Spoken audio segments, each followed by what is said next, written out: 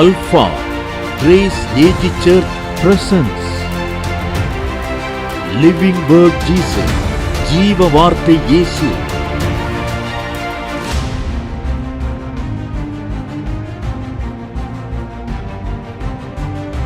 இந்த வருஷம் வாழணும் அப்படின்னா விபத்து இல்லாம இருக்கணும், வேதனை இல்லாம இருக்கணும், போனா காரியங்கள் நடக்கணும் அப்படின்னா எதுல நிறைஞ்சு நடக்கணும்?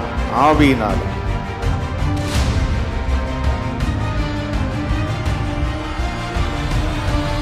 நாம் செய்ய வேண்டியதை நாம் செய்ய வேண்டும். கர்த்தர் செய்ய வேண்டியது என்ன செய்வாரு? தேவனே செய்து முடிப்பார். ஆமென், ஹல்லேலூயா.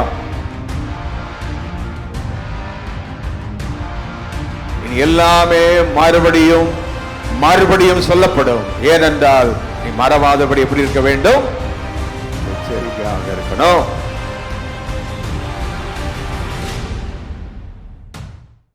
எல்லாம் கை வைத்து உம்மை முன் வைக்கணும். அதான் என்னுடைய தீம். யாரை முன்னால் வைக்கணும்? ஆண்டவர் சொல்ல, நான் உனக்கு முன்னால் நான் போகிறேன், நான் உனக்கு முன்னால் நான் போகிறேன், உனக்கு வழியை ஆயத்தம் செய்ய, காரியங்களை செய்ய. இந்த வசனத்தை எடுத்து வச்சுக்கிட்டிங்கன்னா அந்த டியூட்ரானமி 1:30-33 7 காரியம் ஆண்டவர் அவங்களுக்கு செஞ்சார், நமக்கு செய்வார். ஒன்று, அவர்களுக்கு முன் சென்றார். ரெண்டாவது, அவர்களோடு கூட இருந்தார். 30ஆம் வசனத்தில் இருக்குது, நான் சொல்கிற பாயிண்ட்ஸ் எல்லாம். அவர்களோடு கூட இருந்தார். அதே மூன்றாவது, அது 30ஆம் வசனத்தில் 3வது காரியம், உன் கண் காண அற்புதம் செய்தேன். அவங்க கண் காண என்ன செஞ்சாரோ? அற்புதம் செஞ்சார். பிறகு அந்த 30ஆம் வசனத்தில் இருக்கு, உங்களுக்காக நான் என்ன பண்ணுவேன்? யுத்தம் பண்ணினேன். என்ன பண்ணுவேன்? அதை 30ஆம் வசனத்தை மறுபடியும் இப்போ சேர்ந்து வாசிக்க போகிறோம். உபாகமம் 1:30 எல்லாரும் எடுத்துக்கொள்வோம், சேர்ந்து வாசிக்க. உங்களுக்கு முன் செல்லும் தேவனாகிய கர்த்தர் உங்களோடு, அதை மட்டும் வாசிக்க. உங்களுக்கு முன் செல்லும். இரண்டாவது, உங்களோடு இருந்து. மூணாவது, உங்கள் கண்களுக்கு முன்பதாக அற்புதம் செய்து. நாலாவது, உங்களுக்காக என்ன செய்து? 4 காரியம் இஸ்ரவேல் ஜனங்களுக்கு முத அவர் செய்கிறார். இதைத்தான் இந்த வருஷம் நமக்கு முன்னால் போய் செய்ய போறார். ஹல்லேலூயா, ஹல்லேலூயா. மறுபடியும் சொல்லுங்க, என்ன செய்வார்? முதல்ல முன் செல்வார். சத்தமா சொல்லுவோம், முன் செல்வார். ரெண்டாவது, உங்களோடு இருப்பார். சர்ச்சு கூட சிலர் கிளம்பிட்டு, சில வீட்டில் ஹஸ்பண்ட் சொல்லுவார், நான் முன்னால் போய்டுறேன், நீ என்ன செஞ்சிரு, வந்துடு. இந்த மாதிரி நம்ம ஆண்டவர் கிடையாது. இப்போ படிங்க, நல்லா கவனிங்க நான் சொல்கிறத. சில வீட்டில் ஒய்ஃபு முன்னால் கிளம்பிடும், அது கொஞ்சம் சூப்பர் ஃபாஸ்ட்டாக இருக்கும். நீங்களாம் வந்துடு, நான் போயிடுறேன் அப்படிங்கோ. இப்படித்தான் நான் உங்கள்கிட்ட கேட்குறேன், பாஸ்டர் உங்களோட சில கேம்ப்பு இந்த மாதிரிலாம் வந்திருக்கிறாருல்ல, பாஸ்டர் முன்னால் போயிட்டு நீங்களாம் வாங்கன்னு சொல்ல மாட்டார். 90% வேன்னா வேனில் கூட தான் வருவார். 90% இப்போ தான் உங்களை அனுப்பி வைக்கிறோம் தனியாக. அப்படின்னு என்ன அர்த்தம்? இன்றைக்கி படிச்சுக்கிடுங்க. உன் குடும்பத்துலேயும் சரி, உன் வாழ்க்கையிலையும் சரி, நான் முன்னால் போகிறேன்னு சொல்லிட்டு மாட்டுக்கு புலம்பி போயிடாத, கூட போ. இன்றைக்கி இந்த வாரம் எல்லாருக்கும் சொல்கிறேன், இந்த மாதம் இந்த வருஷம் முன்னால் போகிறேன் நீ வான்னு சொல்லிட்டு வராத யாரும், தயவுசெய்து. எல்லாரோடும் சேர்ந்து வர்றதான் நம்ம கர்த்தர். கை வைத்துங்க, எல்லாரோட என்ன எப்படி வரணும்? அதான் அங்கே சொல்கிறாரு, நான் முன்னால் தான் போவேன், ஆனால் எங்கே தான் இருப்பேன்? உன் கூட தான் இருப்பேன். எத்தனை பேர் விளங்குதா இது வரைக்கும்? நான் முன்னால் தான் போவேன், ஆனால் முன்னாலே போயிட மாட்டேன். முன்னாலே போய் கடலுக்குள்ளே போய் பூந்துட மாட்டேன். முன்னாலே சிலர்லாம் முன்னால் போய் கடையில் ஜாமான்லாம் வாங்கி நிற்பாங்க, பார்த்துருக்கீங்களா? இந்த வருஷம் இந்த வேலை யாரும் வச்சுக்கிடக்கூடாது. நான் உங்களுக்கு எச்சரிப்பாக சொல்கிறேன். ஒன்றா ஆலயத்துக்கு வாங்க, முடிஞ்சோடனே ஒன்றா வீட்டுக்கு போயிட்டு எல்லாத்தையும் வச்சுட்டு அங்கேருந்து திரும்பி பேஸ்கெட் எடுத்துகிட்டு கடைக்கு வாங்க. இதில் யாராவது மாற்றக்கிட்ட செஞ்சது இதனுடைய பிரதிபலனை அனுபவிச்சா என்கிட்ட வராதிங்க தயவுசெய்து சொல்லிட்டேன். ஏன்னா இந்த வருஷம் தேவன் நம்மை பாதுகாத்து கொள்கிறார், ஆனால் உலகத்திற்கு பயங்கரமான ஆண்டு. இந்த வருஷம் துன்மார்க்கனுடைய மரணங்கள், ஏகப்பட்ட மரணங்கள் இருக்கும். இந்த வருஷத்தில் ஏகப்பட்ட காரியங்கள் இருக்கும். உன்னை பாதுகாத்துக்கொள், உன்னை பாதுகாத்துக்கொள். யார் உனக்கு முன்னால் போகணும்? தேவன் உனக்கு முன்னால் போகணும். ஆமென் சொல்லுங்க, ஹல்லேலூயா. உங்களுக்கே சொல்லிக்கிடுங்க, திடீர்னு போயிடாத, திடீர்னு ஓடிடாத, தடன்னு போகாத, திட்டமிட்டு செய். யாரிடத்துல கேட்டு செய். கை தட்டுங்க சத்தமா. ஏன் பாஸ்டர் இப்படி சொல்கிறாரு ஸ்ட்ரிக்டாக அப்படின்னா கவனிங்க, நீயா செஞ்சால் உன் சுய இஷ்டம், உன் மாம்சத்தின்படி நீ செய்கிற. ஆனால் கர்த்தர் உங்கூட வந்து கர்த்தர் சொல்லி செஞ்ச ஆவியின்படி நடக்கிற. நான் அதான் சொல்கிறேன். எதின்படி நடக்கணும்? கை வைத்து சொல்லுங்க, எதின்படி நடக்கணும்? மாம்சத்தின்படி நடவாமல். எதின்படி நடக்காத, உன் சுய இஷ்டத்தின்படி நடக்காத, மாம்சத்தின்படி நடக்காத, ஆவியின்படி நட. மாம்சம் சொல்ற மாதிரிலாம் செஞ்சிடாத. உன் மாம்சம் எல்லாவற்றையும் சொல்லும், உன் மாமிசம் ஃப்ளஷ். ஆனால் ஆவியானவர் சொல்லுகிறதை கேள். இந்த வருஷம் வாழணும் அப்படின்னா விபத்து இல்லாமல் இருக்கணும், வேதனை இல்லாமல் இருக்கணும், போனா காரியங்கள் நடக்கணும் அப்படின்னா எதுல நிறைஞ்சு நடக்கணும்? ஆவியினால. மாம்சத்திலே எண்ணி, மாம்சத்திலே காரியங்களை செய்து, மாம்சத்திலே எல்லாவற்றையும் செய்து மாமிச மனிதனாய் வாழாதீங்க. இது ஆவிக்குரிய திருச்சபை, ஆவிக்குரிய மனிதர்கள். கைதட்டுங்க, அப்படிப்பட்டவங்க மட்டும் சொல்லிட்டே கைதட்டுங்க. ஆவிக்குரிய மனிதனாய் வாழணும், மாம்சீக மனிதனை போல வாழாத. Be like a spiritual man. ஆவிக்குரிய மனிதனை போல வாழ வேண்டும், ஆவிக்குரிய மனிதனை போல திட்டமிட வேண்டும். மாமிச மனிதனை போல வாழாத. மாமிசம் அழிந்து போகும். நீங்க விசுவாசியா இருந்து அந்நிய பாஷை பேசினாலும் மாம்சத்தில் நடக்கலாம், ஆவியிலையும் நடக்கலாம். நீ மாம்சத்தில் நடக்கும்போது மாம்சம், ஆவியில் நடக்கும்போது ஆவி. அப்போ தேவனிடத்தில் எல்லாத்தையும் கேட்கணும். ஆண்டவரே, இது எப்படி இதை செய்யலாமா, போகலாமா? கணவன் மனைவி தான் 2 பேரும் ஒன்றா போகிறது கூட கர்த்தர்ட்ட கேளு. மாம்ச உலக காரியங்களை செஞ்சால் கூட அதையும் கர்த்தர்ட்ட கேளு, அதையும் ஆர்டன் பண்ணுவார். தேவன் தான் அந்த போல உலகத்தில் குடும்பத்தை ஏற்படுத்தி வச்சிருக்கிறார். குடும்பமாக நீங்கள் போய் ஒரு இடத்துல போய் சாப்பிடுவது நல்லது, அதற்கு கர்த்தர்ட்ட கேள், அதை தேவன் ஆசீர்வதித்து தருவார். இந்த ஆண்டு உன் இஷ்டத்துக்கு செய்து கொண்டு தேவ கோபத்துக்கு நீ பங்காகாதே. உன் இஷ்டத்துக்கு செய்து தேவனுடைய காரியங்களுக்கு தேவன் இந்த பக்கம் இருளையும் வச்சிருக்கிறார். இப்ப கவனிங்க, எகிப்து தேசத்துல வண்டுகள்லாம் வந்துச்சு இல்ல? எங்க வந்துச்சு? யார் வீட்டில் வராம இருந்துச்சு தெரியுமா உங்களுக்கு? இஸ்ரவேல் வீட்டுக்குள்ள என்ன செய்யல? வண்டு வரல. எங்கெல்லாம் வந்துச்சு? அங்கெல்லாம் எகிப்தில் உள்ள அவ்வளவு பேர் மேலே வந்துச்சு. அப்போ அதே மாதிரிதான் இன்னைக்கும் இஸ்ரவேல் ஜனங்களாகி தேவனுடைய பிள்ளைகளுக்கும் எகிப்துக்கு என்ன இருக்குது? ஆமா, அவன் வீட்டில் வண்டு இருக்கும், தேர் இருக்கும், எல்லாமே இருக்கும். அவன் வீட்டில் இருக்காது. அவன் வீட்டில் மரணம் இருக்கும், சாபம் இருக்கும். உன் வீட்டில் இருக்காது. உன் அண்ணனா இருக்கலாம், தம்பியா இருக்கலாம். ரட்சிக்கப்படாத அத்தனை பேர் ஹீதன்ஸ் தான். இயேசுவை ஏற்றுக்கொள்ளாத அத்தனை பேர் பிரஜாதியான் தான். ஃப்ரெண்டு பரண்டிட்டு கிடக்காத போய் வர. உன்னை எங்க பரண்டணுமோ பரண்டிட்டு வர ஆண்டவர். கவனமாக இருக்கணும். என்னுடைய ஆதங்கம் என்ன தெரியுமா? தேவனை விட்டு எங்கேயும் போயிடாதீங்க. தேவன் இல்லாம எங்கேயோ போகாதீங்க. அவரை அழைக்காம போகாதீங்க. அவர் வந்தா போங்க, வராட்டி இருங்க. இதுதான் என்னுடைய வார்த்தை. அது கோடி ரூபா உனக்கு வரதா இருந்தா கூட சரி, அது வந்தா தேவன் வந்தா போங்க, வரலன்னா இரு. அவர் எப்போ போறாரோ போ. அவர் இல்லாமல் போய் எதை வாங்கி கொள்ள வேண்டாம். அந்த எகிப்தின் சாபங்களுக்குள் நாம் போய்விட வேண்டாம். ஆகவே இது உங்களுக்கு தனிமையிலோ இப்படிலாம் இனி ஆண்டவர் சொப்பனத்தெல்லாம் வந்து பேச மாட்டார். இதுதான் கடைசி வாக்கு உங்களுக்கு எல்லாருக்கும். இதுதான் நிரந்தரமான வாக்கு, தலைமுறையான வாக்கு. இதுதான் இந்த சபைக்கு எல்லாருக்கும். இனி வந்து தனித்தனியாக உங்ககிட்ட ஆண்டவர் சொல்ல மாட்டார், பேச மாட்டார், சொப்பனத்தெல்லாம் தரமாட்டார். ஆண்டவர் சொல்லிட்டார் இப்படி தான் போ அப்படின்னு சொல்லியிருக்கிறாரு. இதன்படி யார் செய்வா? இப்போ வாசிங்க 4 காரியம் அதில் இருக்குது. 9ஆம் வசனத்தில் முதலாவது முன் செல்லுவார், 2வது நம்மோடு இருப்பார். ஆமென். முன் சென்றாலும் யார் கூட தான் இருப்பாரா? நம்மோடு தான் இருப்பார், முன்னால இருப்பார், அவ்வளவுதான். அப்போ நம்ம விட்டு எங்கேயும் போயிட மாட்டார். நீங்களும் முன் செல்லணும், அவங்களோட இருக்கணும். நீங்க லீட் பண்ணா கூட அவங்களோட இருந்துட்டு லீட் பண்ணணும். அவங்கள பாட்டு விட்டுட்டு நாம போயிடக்கூடாது. எந்த டீம்ல இருந்தாலும் சரி, டீம் ஒர்க். அடுத்தது ஆண்டவர் அங்கே இஸ்ரவேல் ஜனங்களுக்கு செய்த காரியம் என்ன அப்படின்னா, அங்கே நாம் பார்க்கிறோம். அடுத்தபடியாக அவர்கள் வாழ்வில் தேவன் செய்த காரியம் கடைசி வரியில உங்களுக்காக என்ன பண்ணுவாரு? யுத்தம் பண்ணுவார்.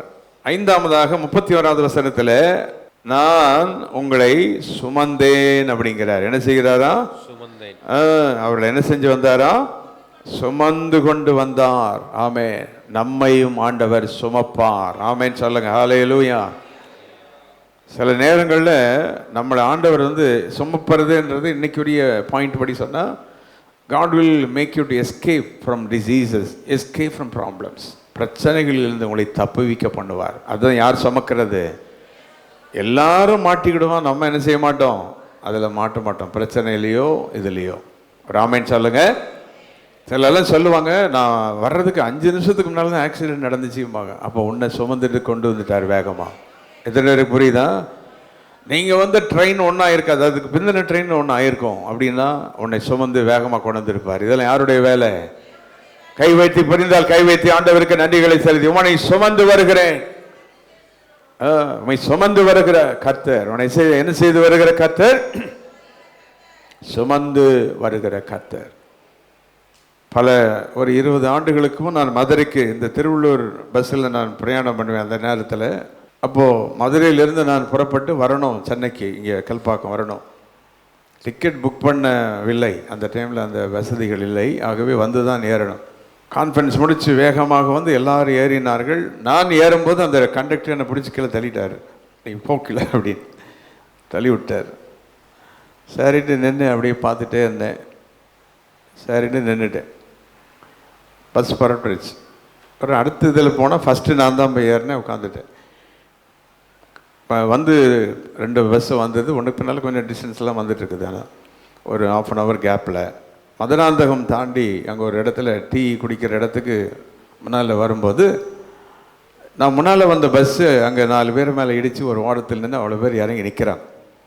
எங்கள் பஸ் அப்படி கிராஸ் பண்ணி வேகமாக வருது காஃபி ஷாப்புக்கு. அப்போ தான் கத்த சொன்னார், தான் கண்டக்டர் சொல்லி உன்னை வேணான்னு சொன்னேன், நீ போய் வீட்டுக்கு போய் சேரு அப்படின்னாரு. யார் பார்ப்பார்? அவன் நல்ல வேளை கண்டக்டர் என்னை ஏற்றாமல் போனது ரொம்ப தோத்துறான். இல்லை, அந்த முன்னால் பஸ்காரங்களாம் நின்று கை காமிச்சு எங்கள் பஸ்ஸில் ஏறுறது கை காமிச்சான். இவன் நிறுத்தவே இல்லை, அவனுக்கு நிறுத்தலை. என்ன அவன் ஏற்றலை, இல்லை நானும் அவனை ஏற்றலை அப்படின்னு நினச்சிக்கிட்டேன். கர்த்தர் சுமந்து வருவார். புரிஞ்சா கை வைத்துங்க. உங்களுக்கு இந்த மாதிரிலாம் நடந்திருக்குல்ல, தேவன் அற்புதம் செய்வார். தேவன் நமக்கு முன் சென்றால் நம்ம என்ன செய்வாரோ, சுமந்து கொண்டு வருவார். ஹல்லேலூயா. அது 31ஆம் வசனத்தில் நடுவில் வழி காட்டுவேன். என்ன காட்டுறாரா? வழி காட்டுறார். நடந்து வந்த எல்லா வழிகள் எல்லாவற்றிலும், நடந்து வந்த எல்லா வழிகளிலும் தேவன் வழி காட்டுவார். இப்போ கவனிங்க, உலகத்தில் உள்ள எல்லா வழியும் கர்த்தருக்கு தெரியுமா? கூகுள் மேப்பை விட அவருக்கு தெரியுமா தெரியாதா? கூகுள் மேப்புக்கு தெரியுமா, கர்த்தருக்கு தெரியுமா எல்லா வழியும்? கைவிதி சொல்லுங்க, யாருக்கு தெரியும்? அவர் தான் ஏன் உண்டாக்குனாரு. கடல் எல்லாத்தையும் உண்டாக்கு, எங்கே ரோடு என்ன எல்லாம் அவருக்கு தான் தெரியும். கூகுள் மேப்பை சொல்லிக்கிட்டு நீ ரோட்டை வண்டியை திருப்பிட்டீங்கன்னா சரி தொலைஞ்சு போவோன்னு அந்த வழியை காமிச்சு பள்ளத்தில் கொண்டு விட்டுரும். அது முடிஞ்சதை செய்யும், அவ்வளோதான். ஆனால் கர்த்தர் அப்படி இல்லை, அவர் எல்லா வழியும் அறிந்தவர். ஹல்லேலூயா. கை சுத்தி ஸ்தோத்திரம் பண்ணுங்க. எல்லாவற்றையும் அறிந்தவர் நம்முடைய தேவன். அவர் சர்வ வல்லமையுள்ள கர்த்தர். ஹல்லேலூயா. ஆச்சரியமான தேவன் அவர். ஆமே. நம்முடைய தேவனைப் போல சர்வ வல்லவர் இல்லை. ஆகவே வழி காட்டுவார். 31 நடுவில் வழி காட்டுவார். 39ஆம் வசனம் கீழே வந்தீங்கன்னா சுதந்திரிக்க வைப்பார். ஃபைனலி சுதந்திரிக்க வைப்பார். 39வது வசனத்தில் அங்கே நாம் பார்க்கிறோம் கடைசி வரி, அவர்கள் அதை சுதந்திரித்துக் கொள்வார்கள். ஆமென் சொல்லுங்க. ஹல்லேலூயா. இதெல்லாம் தேவன் செய்யறதுக்கு தான் நமக்கு முன்னால போறார். அப்ப தேவன் நமக்கு முன்னாலே போய் தேவன் நம்மை வழிகாட்ட வேண்டும் என்று நமக்கு முன்னாலே செல்கிறார். தேவன் நமக்கு கண்கள் காண அற்புதங்களை செய்ய முன்னாலே செல்கிறார். குறிப்பாக நமக்கு யுத்தம் பண்ணுவதற்காக யார் முன்னாலே செல்றா? கர்த்தர் முன்னாலே செல்கிறார். இதுவரைக்கும் புரிந்தவர்கள கரங்களை வைத்து கர்த்தரை ஸ்தோத்திரிப்பீர்கள். நான் சொல்ல ஸ்தோத்திரம் பண்ணுங்க. கை வைத்து உங்களுக்கு முன் செல்லுவார். ஸ்தோத்திரம் பண்ணுவோம். 2வது உங்களோடு இருப்பார். உங்கள் கண்கள் காண அற்புதங்களை செய்வார். கை அசைச்சு உங்களுக்காக யுத்தம் பண்ணுவார். இன்னும் நம்மை சுமப்பார், வழி காட்டுவார், சுதந்திரிக்க செய்வார். ஹல்லேலூயா. சுதந்திரிக்க செய்வார். சரி, ஆண்டவர் மட்டும் இதெல்லாம் செஞ்சுட்டே இருப்பார், நம்ம ஒன்றும் செய்ய வேண்டாம்ல? அப்படியா? சொல்லுங்க. நாமும் அவரை மாதிரி 50% செய்ய வேண்டியதான் நம்மளும் செய்யணும். நான் ஏற்கனவே சொன்னேன், கானாவூர் கல்யாண வீட்டில் இயேசு தண்ணியை கொண்டு ஊற்றினார குடத்தில், கவனிங்க எல்லாரும். குடத்துல தண்ணி அவர் ஊத்துனாரா? தண்ணீரை ஊற்றுகள்னு சொன்னார். யாரு தான் ஊற்றணும்? நம்ம தான் ஊற்றணும். ரெண்டாவது சொன்னார், எடுத்துக்கொண்டு போங்கள். எடுத்துட்டு நம்ம தான் போகணும். சிலர் ஜெபம் பண்ணிட்டு ஆண்டவரே வந்து எல்லாம் செஞ்சிட்டு இருப்பாரு அப்படின்ட்டு இருக்கக்கூடாது. நாம செய்ய வேண்டியது என்ன செய்யணும்? நீ படிக்க வேண்டியதை படிக்கணும், மனப்பாடம் பண்ணணும், நல்ல பேனா வச்சுக்கிடணும், பரிசுக்கு இதெல்லாம் நீ செய்யணும். ஆனா ஞானத்தையும் மார்க்கையும் தருது கர்த்தருடைய வேலை. ஆண்ட கை வைத்துக்க, தேவன் செய்கிறதை தேவன் செய்வார். நாம செய்ய வேண்டியதை அதுவும் தேவனுடைய பலத்தால் செய்யணும். ஹல்லேலூயா. அதையும் நாம் தேவனுடைய பலத்தால் நாம் செய்ய வேண்டும். நாம் செய்ய வேண்டியதை நாம் செய்ய வேண்டும். கர்த்தர் செய்ய வேண்டியது என்ன செய்வாரு? தேவனே செய்து முடிப்பார். ஆமென். ஹல்லேலூயா. நாம என்ன செய்யணும்? அதே 3 வசனத்தில் உங்களுக்கு காண்பிக்க போறேன். ஒரு வரி தான். ஒன்று நாம் செய்ய வேண்டியது. 29ஆம் வசனத்துல 2 காரியம் சொல்றாரு. நான் வழிகாட்டும் எல்லாம் செய்வேன், ஆனா நீ என்ன செய்யாத? பயப்படாம. 29 வாசிங்க. 129. நீங்கள் கலங்காமலும் அவர்களுக்கு பயப்படாமலும் என்ன வந்தாலும் பயந்துட்டு கிடக்கூடாது. போன் பண்ணா பயம், யாரை கட்டும் பயம், கடனை கண்டு பயம், ஒருத்தர் ஆஸ்பத்திரியில் அட்மிட் பண்ணிட்டாங்கன்னா பயம், இந்த மாதிரி பயந்துட்டே கிடக்கூடாது. என்ன வந்தாலும் என்ன சொல்லுங்க, யார் பார்த்துக்கிடுவா? கையை வைத்து நல்ல சத்தமா சொல்லுங்க. அதுவும் பயந்துட்டே சொல்றீங்க போல இருக்குல்ல. நல்லா கை விதி சொல்லுங்க. யார் பார்த்துக்கிடுவா? தேவன் பார்த்து கொள்வார். ஹல்லேலூயா, ஹல்லேலூயா. இந்த பயம் தான் பயங்கரமான வியாதியே. பயந்தீங்கனாலே நிறைய வியாதி வந்துடும். பயந்தனால நிறைய பிரச்சனை வந்துடும். பயந்து இந்த பயப்படாம இருக்கணும் அப்படின்னா நம்ம கூட யார் இருக்கணும்? தேவன் இருக்கணும். ஹல்லேலூயா. தேவன் நம்மோடு இன்னைக்கு எப்படி இருக்கிறார் தெரியுமா? வார்த்தையாக நம்முடைய தேவன் நம்மோடு கூட இருக்கிறார். எப்படி இருக்கிறாரு? வார்த்தை. அதனால்தான் நான் மரணங்களின் பள்ளத்தாக்கே நடந்தாலும் பொல்லாப்புக்கு தேவரீர், அது வார்த்தையை பேசணும். தேவன் நம்ம கூட இருக்கிறார் என்பதுக்கு அடையாளம் எதை பேசணும்? Declare the word of God. ஆகவே நாம் செய்ய வேண்டியது முதலாவது பயப்படாமலும் கலங்காமலும் இருங்கள். பயப்படாமலும் கலங்காமலும் இருங்கள். மூன்றாவது 30ஆம் வசனத்துல, உங்கள் கண் முன் தேவன் செய்ததை மறவாதிருங்கள். நம்ம கண்ணுக்கு முன்னால செய்யறது என்ன செய்யக்கூடாது? ஆமா, தேவன் செய்கிற அற்புதங்களை அதிசயங்களை என்ன செய்துவிடக்கூடாது? மறந்து விடக்கூடாது. அந்த 1ஆம் அதிகாரம் 31ஆம் வசனத்திலையும் கடைசி வரியில இருக்கு பாருங்க, கண்டீர்களே. 1:31 கடைசி வரி, கர்த்தர் உங்களை சுமந்து கொண்டு வந்ததை கண்டீர்களே. என்ன செஞ்சீங்களே? 6:12 வாசிங்க. டியூட்ரானமி 6:12 சொல்றாரு, மறவாதபடின்னு எப்படி இரு? எச்சரிக்கையாக இரு. 6:12 கர்த்தரை நீ மறவாதபடிக்கு எச்சரிக்கையா எப்படி இருக்கணும் நீ? beware lest you not forget. நமக்கு இருக்கிற பெரிய டிஃபிஷியன்சி என்னன்னா, எல்லாத்தையும் மறந்துடுவோம். மறக்கிறது நல்லது, மறக்க வேண்டியதை மறக்கணும். ஆனா எதை மறக்கக்கூடாதோ அதை என்ன செய்யக்கூடாது? எல்லாம் கை வைத்துங்க. மறக்க வேண்டியதை மறக்கணும். தேவன் செய்த அற்புதங்களை மட்டும் என்ன செய்யக்கூடாது? ஒரு நாள் மறக்கக்கூடாது. ஹல்லேலூயா. அதனால உலகத்தில் இருக்கிற பிரச்சனைகள் எல்லாம் மறந்துடணும். அது ஒரு கிருபை நமக்கு வேணும். forget everything, forget the past, unwanted things எல்லாம் மறந்துருங்க. ஆனால் யார் செய்த நன்மை மறக்காதீங்க. கையை நல்லா வைத்துங்க. தேவன் செய்த நன்மையை ஒருபோதும் மறவாதிருக்க வேண்டும். ஆமென். ஹல்லேலூயா. அதனால தான் ஆண்டவர் சொல்றார், நீ மறவாதபடி எப்படி இரு? எச்சரிக்கையாக இரு. கொஞ்சம் கவனியுங்கள். ஆண்டவர் அநேக காரியங்களை மறுபடியும் சொல்லியிருக்காருல்ல. இப்ப டியூட்ரானமி உபாகமத்துல மட்டும் எத்தனை முறை முன் செல்வன் சொல்லியிருக்காரு பாத்தீங்களா? அப்போ இப்ப கை வைத்து சொல்லுங்க, இப்படி கை சுத்துக்க. மறுபடியும் சொல்றாரு. சொல்லுங்க, மறுபடியும் சொல்றாரு.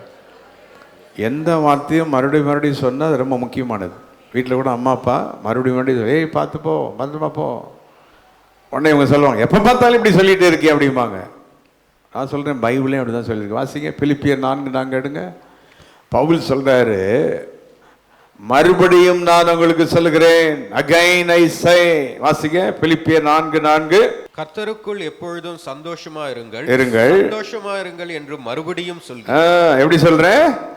மறுபடியும் சொல்றேன். அகைன் அண்ட் அகைன், மறுபடியும் சொல்றாரு. இன்னும் பிலிப்பியர் 3:18 வாசிங்க. உங்களுக்கு நான் அநேக முறை சொன்னேன். பிலிப்பியர் 3:18. இன்னைக்கு சிலருக்கெல்லாம் மறுபடியும் சொல்லிட்டா அப்படியே கோவம் வருது. ஆனா பைபிள்ல மறுபடியும் தான் சொல்லி இருக்குது. பாஸ்டர் மறுபடியும் தான் சொல்லுவார். ஆண்டவரும் மறுபடியும் தான் சொல்லுவார்.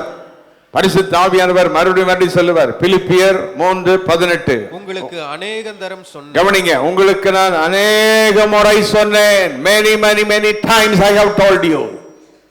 இந்த காலத்து பிள்ளைங்களுக்கு, வாலிபர்களுக்கு எல்லாம் சொன்னாலே என்ன எப்ப பார்த்தாலும் இப்படி சொல்லிட்டு இருக்கிறாங்க. என்ன சொல்றீங்க? வேதமே என்னதான் சொல்லி இருக்குது? மறுபடியும் மறுபடியும். சத்தமா சொல்லுங்க எல்லாரும். மறுபடியும் கர்த்தர் சொல்றாரு. சத்தமா சொல்லுங்க, மறுபடியும். ஹalleluya.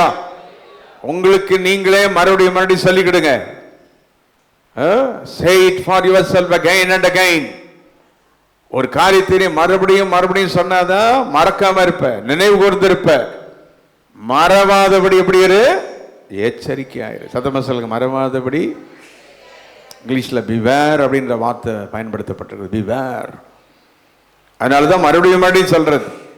சில விசுவாசிகளுக்கு பாஸ்டர் எல்லாம் மறுபடியும் சொன்னா, குரூப்ல மறுபடியும் போட்டா, ஒரு இன்ஃபர்மேஷனை மறுபடியும் கொடுத்தா, சில சொல்லுவோம் ஏன் மறுபடியும் போடுறாரு, வேற என்ன செய்யணும், கர்த்தரே அப்படிதான் செய்யறார். இன்னைக்கு எழுதி வச்சுக்கிடுங்க, இனி எல்லாமே மறுபடியும் சொல்லப்படும். ஏனென்றால் நீ மறவாதபடி எப்படி இருக்க வேண்டும்? எச்சரிக்கையாக இருக்கணும். இயேசு கூட மறுபடியும் தான் சொல்றாரு. வாசிங்க மத்தேயு 18:19. Matthew 18:19. கர்த்தர் சொல்றாரு, I say again, மறுபடியும் நான் உங்களுக்கு சொல்லுகிறேன். இன்னைக்கு யாராவது ஊழியக்காரங்க மறுபடியும் சொல்றாரு, அதே தான் சொல்றாருன்னு சொன்னா இந்த வசனத்தை அவங்களுக்கு சொல்லுங்க. கர்த்தர் மறுபடியும் தான் சொல்றாரு, ஊழியக்காரங்களும் மறுபடியும் தான் சொல்லுவாங்க. ஏன்னா மறவாதபடி நீ எப்படி இரு? எச்சரிக்கையாக இரு. அப்போ நான் மறுபடியும் உங்களுக்கு இயேசு சொல்லும் போது மறுபடியும் நான் உங்களுக்கு சொல்லுகிறேன், மறுபடியும் நான் என்ன செய்யறேன்? உங்களுக்கு சொல்றேன். அப்போ வேதத்தில் உள்ள பக்தர்கள் எல்லாம், தேவன் எல்லாருமே மறுபடியும் காரியங்களை சொல்லி என்ன செஞ்சுட்டே இருக்கிறாங்க? ஞாபகப்படுத்திட்டே இருக்கிறாங்க. அப்போ உபாகமத்தில் மட்டும் ஆண்டவர் முன் செல்வேன் என்று மறுபடியும் சொல்றார். உபாகமம் 1:30 சொன்னாரு இல்ல, அப்படியே உபாகமத்திலேயே பல முறை சொல்லிட்டு இருக்கிறாரு. அப்போ ஆண்டவர் மறுபடியும் நமக்கு சொல்லுகிறார். ஹல்லேலூயா. இல்லை கைவித்து கர்த்தருக்கு நிறைய ஸ்தோத்திரம் பண்ணும். ஆண்டவரே, எங்களை மறுபடியும் சொல்லி எங்களை எச்சரித்து கொண்டிருக்கிறதுக்காக ஸ்தோத்திரம். மறுபடியும் சொல்லி எங்களை ஞாபகப்படுத்தி கொண்டிருக்கிறதுக்காக ஸ்தோத்திரம். அதை நாங்கள் கேட்டு ஞானமான வருஷம் நடக்க எங்களுக்கு என்ன தாரும்? கிருபை தாரும். ஹல்லேலூயா, ஹல்லேலூயா. பாருங்கள், இந்த உபாகமத்தின் புஸ்தகம் மிக முக்கியமான புஸ்தகம். கவனிங்க. I want to tell you some secret things and important things to you this morning. இந்த உபாகமத்தின் புஸ்தகம் டியூட்ரோனமி. கவனிங்க, இங்கிலீஷில் டியூட்ரோனமி, தமிழில் உப ஆகமம் அப்படின்னு இருக்கு. அப்படின்னா இதனுடைய அர்த்தம் என்ன தெரியுமா? செகண்ட் லா அப்படின்னு அர்த்தம். இரண்டாவது சொல்லப்பட்ட புஸ்தகம். கவனிங்க விசுவாசிகளை நல்லா கவனிச்சுக்கிடுங்க. ஆதியாகமோ, யாத்திராகமோ, லேவியராமோ, எண்ணாகமோ, இதிலெல்லாம் சொன்ன 4 காரியத்தையும் மீண்டும் சொன்ன புஸ்தகம் தான் என்ன ஆகமம்? உபாகமம். அப்ப இந்த உபாகம புஸ்தகமே எதுக்காக எழுதப்பட்டிருக்கிறது? மீண்டும் சொல்வதற்காக தான், மீண்டும் சொல்வதற்காக. அப்போ டியூட்ரோ ஹீப்ரூல டியூட்ரோ அப்படின்னா செகண்ட் அப்படின்னு அர்த்தம். செகண்ட் டைம் அப்படின்னு அர்த்தம். நோமி அப்படின்னா லா, இரண்டாவது மீண்டும் சொல்லப்பட்ட வார்த்தை. எத்தனை பேர் இரண்டாவது கர்த்தர் சொன்னால் நான் உடனே காஷன் ஆயிடணும்? 2 தடவை கர்த்தர் சொல்றாரு, 3 தடவை சொல்றாரு.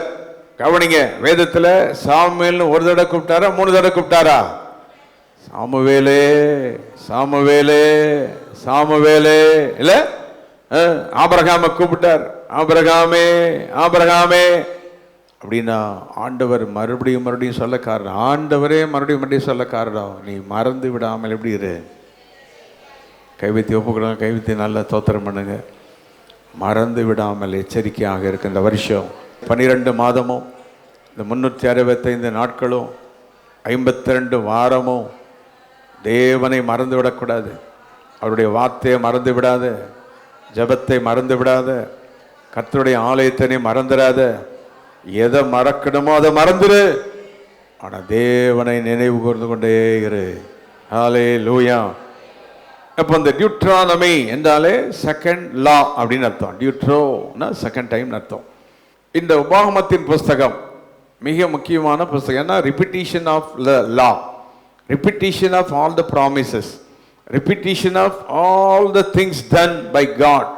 அந்த 4 புஸ்தகங்களை நடத்த அத்தனையும் ரிப்பீட் பண்ணுறாரு. அதான் அதனால தான் நாம கூட தேவன் செய்ததை மறுபடியும் என்ன செஞ்சு பார்க்கணும்? ரிப்பீட் பண்ணி பார்க்கணும். என்ன பண்ணி பார்க்கணும்? ரிப்பீட் பண்ணி பார்க்கணும். அப்போ அதுக்கு நீங்கள் ஏதாவது எழுதி வச்சா தானே தெரியும். டைரியில் எழுதி வச்சு அதை திறந்து பார்க்கணும். போன வருஷம் ஜூலை மாதம் என்ன நடந்துச்சு, என்ன பண்ணாங்க, இப்படிலாம் ரிப்பீட் பண்ணி பார்க்கணும். அங்கே தான் யாருடைய ஆசீர்வாதம் இருக்குது. ஒப்புக்கிடுங்க இந்த வசனத்துக்கு கை வைத்து. எத்தனை பேர் நான் மறுபடியும் கவனிப்பேன், நான் ரிப்பீட் பண்ணி பார்ப்பேன். ஆண்டவரே, நான் மறுபடியும் நினைவு கூர்ந்து காரியங்களை செய்ய எனக்கு பலன் தாரும். ஹல்லேலூயா. சாப்பிட மறந்து போனால் பிரச்சனை கிடையாது. வாட்ச் கட்டாமல் நீ போனீங்கன்னா அது ஒன்றும் கிடையாது. டைம் பார்த்துக்கலாம். யார்ட்டையாது காசு எடுக்காமல் போனால் நடந்து வீட்டுக்கு வந்துடலாம். ஆனால் யாரை மறந்துடாத. ஆமாம், கர்த்தருடைய ஆலயம் ஞாயிற்றுக்கிழமைன்றதை மறந்துடாத. ஜெபத்தை மறந்துடாத. கர்த்தருடைய காரியங்களை மறந்துடாதீங்க. உன் கண் கண்ட காரியங்களை என்ன செஞ்சிடாதீங்க, ஒருபோதும் மறந்து விடாதே. ஆமென். ஹல்லேலூயா. அப்போ இந்த it's a book that emphasizes what God has done to his people in all the 4 books of the Pentateuch. பஞ்சாகமத்தில் உள்ள 4 புத்தகங்களிலும் தேவன் என்ன செய்து கொண்டிருந்தார் என்பதை மீண்டும் சொல்லுகிற புஸ்தகம் என்ன புஸ்தகம்? உபாகமம். அது மட்டுமல்ல, people should respond with obedience and gratitude. அதற்காகவே எழுதப்பட்டது. அதாவது 4 புஸ்தகத்திலையும் ஜனங்களுக்கு சொல்லி எல்லாம் பண்ணியும் அவங்க நன்றி இல்லாமல் கீழ்ப்படியாமல் போனதுனால ஆண்டவருக்கு மீண்டும் ஒரு புஸ்தகத்தை எழுத வேண்டும் என்று உபாகமத்தை கர்த்தர் எழுதினார். ஏன் அப்படின்னா அவருக்கு கீழ்ப்படியணும், நன்றி உள்ளவர்களாக இருக்கணும். கை வைத்து எல்லாம் ஸ்தோத்திரம் பண்ணி சொல்லுங்க. எப்படி என்னவோ அவருக்கு கீழ்ப்படியணும். 2வது என்ன செய்யணும்? So obedience and gratitude is the greatest asset in your life. Obedience and gratitude. கீழ்ப்படிதலும் நன்றி. சொல்லுங்க சத்தத்தை வைத்து. இந்த 2 இருக்கணும். சிலர் கீழ்ப்படிவான், நன்றியோட இருக்க மாட்டான். சிலர் நன்றியோட இருப்பான், கீழ்ப்படிய மாட்டான். அந்த 2ம் இன்வால்வ் ஆகுது. இதில் தான் யாருடைய மகிமையை பார்க்கலாம்? தேவனுடைய மகிமையை பார்க்கலாம். ஆமென் சொல்லுங்க. ஹல்லேலூயா. இஸ்ரவேல் ஜனங்கள் எகிப்திலிருந்து புறப்பட்டு அந்த செங்கடலை கடந்து அப்படியே மேலேருந்து அப்படியே வந்துட்டே இருக்கிறாங்க. வந்துட்டு சவக்கடல் பக்கத்தில் மோவாப் அப்படின்ற ஒரு இடத்துக்கு வந்துட்டாங்க. அந்த சவக்கடல் பக்கத்தில் மோவாப்பு கிட்ட நின்றுட்டு இப்படி பார்த்தா அங்கே யோர்தான் நதி ஓடும். அந்த யோர்தான் நதி மேலேருந்து புறப்பட்டு செங்கடலில் போய் சேருது. ரெட் சீயில் போய் சேர்ந்து எவப்ரேட் ஆகிடும்.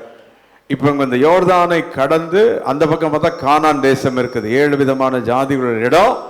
இங்கே நின்று அந்த யோர்தானையும் அந்த கானானையும் பார்த்துக்கிட்டு மோசே 6 லட்சம் பேர் நின்றுக்கிட்டு இந்த புஸ்தகம் எழுதப்பட்டது. எப்படி பார்த்தீங்களா? நம்ம ஆண்டவரை எத்தனை பேருக்கு விளங்குதா?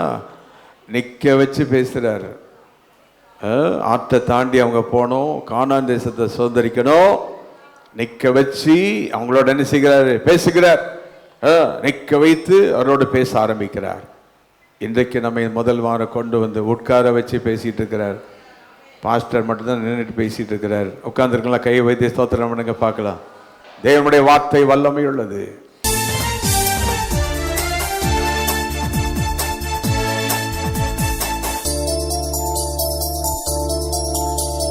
Our address: Reverend J. James Salaman, Alpha Grace AG Church, number 620, East Coast Road, Pudupatnam, Kalpakkam, 603102.